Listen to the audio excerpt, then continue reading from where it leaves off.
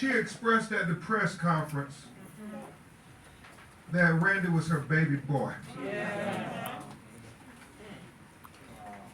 And with my great co-counsels who are working with us, we got to visit the hospital, and I got to meet Randy for the first time today. And it was, to say emotional would be an understatement, because Randy understood what situation he was facing. And even though he can hardly move anything from his chest down, maybe his left shoulder is the most they can get out of him. He could communicate by blinking his eyes and moving his head, and most sadly, by crying tears. And he must have cried 10 times while we were there, as we talked about what we were trying to do for him. And I just kept looking at Miss Doreen, wiping the tears away from her son's eyes, because he can't even do anything, not even wipe the tears for his face. So before I began my interaction and thank our national leader, Scott, appropriately, I want you all to stand to your feet so Miss Doreen know that you all are with her. Justice for Randy Crump! Justice for Randy Crump! Justice for Randy Crump! Justice for Randy Crump! Justice for Randy Crump! Justice for Randy Crump! Thank you. Thank you. Because, as Scott said, we've been on many of these journeys to justice.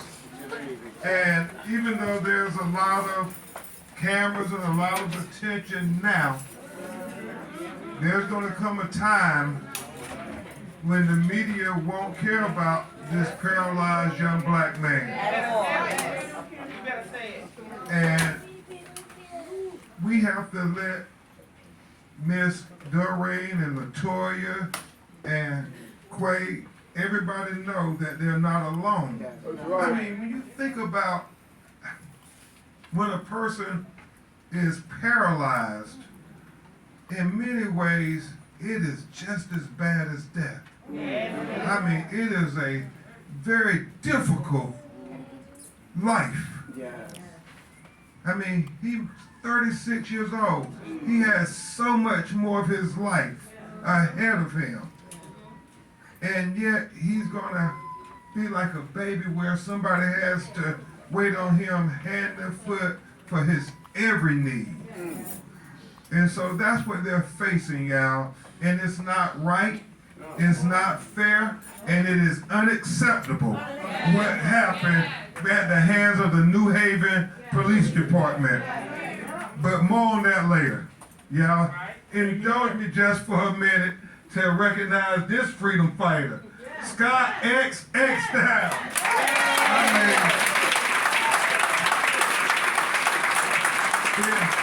Y'all just don't know how respected Scott is around the country. I mean, in the civil rights community, he's that brother who everybody turns to see what Scott thinks. And I know when you're home, you don't always get the respect that you get when you're elsewhere. So I want y'all to give Scott the respect he deserves.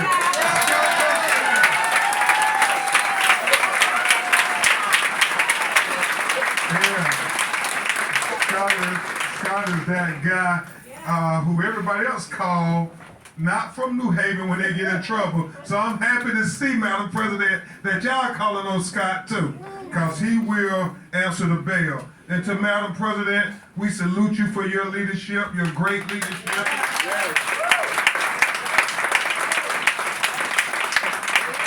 And absolutely to Robin Porter.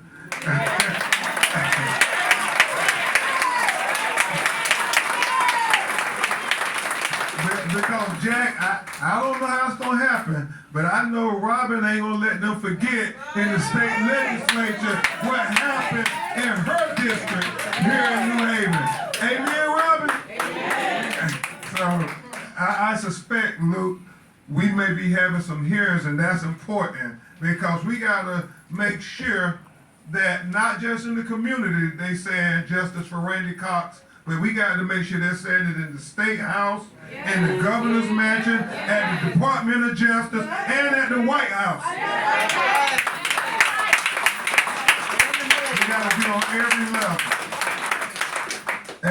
And I'll be remiss if I didn't acknowledge my fraternity brother and a great lawyer who is fighting in courtrooms for people's liberty.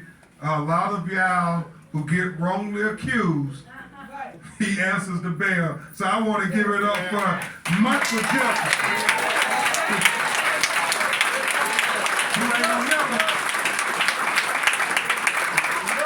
Who ain't gonna ever hold his tongue. But y'all know that already.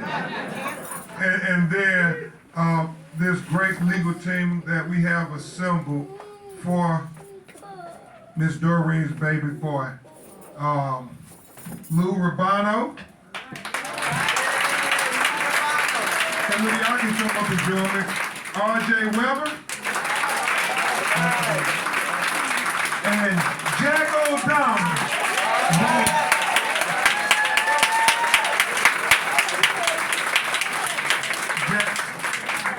Jack say he been practicing for 42 years, but you don't look that old. So, great legal team. And my law partner, Chris O'Neill. I don't know where Chris O'Neill is at. Chris O'Neill. Where's Chris O'Neill? And attorney Mike Jefferson. Come up and join us, Mike.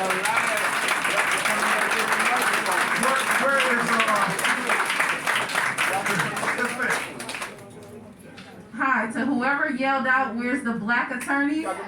Every attorney here is who I called. I have their phone number.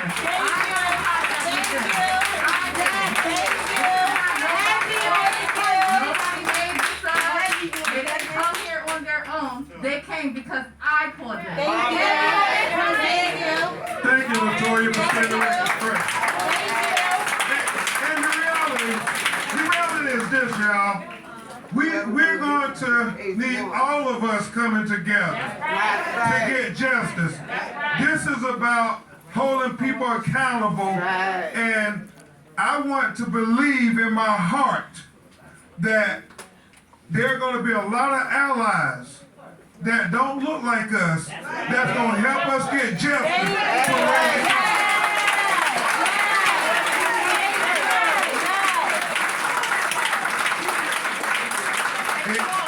It happened in George Floyd. Yeah. It happened in Ahmaud Arbery.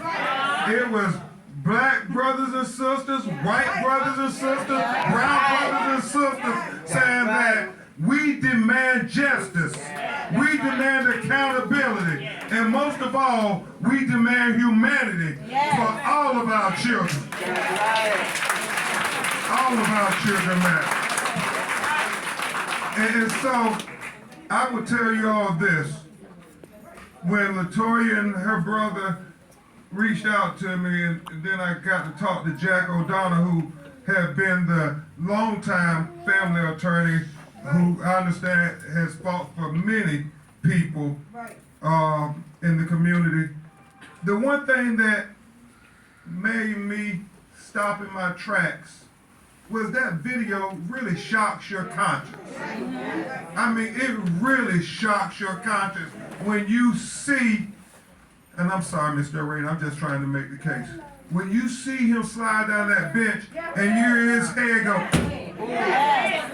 and you know that this is serious.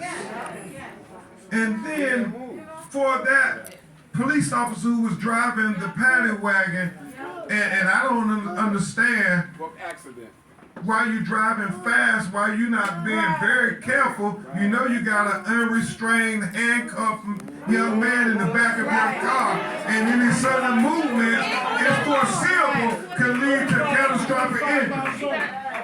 And so, well, yeah, let's verify all the evidence.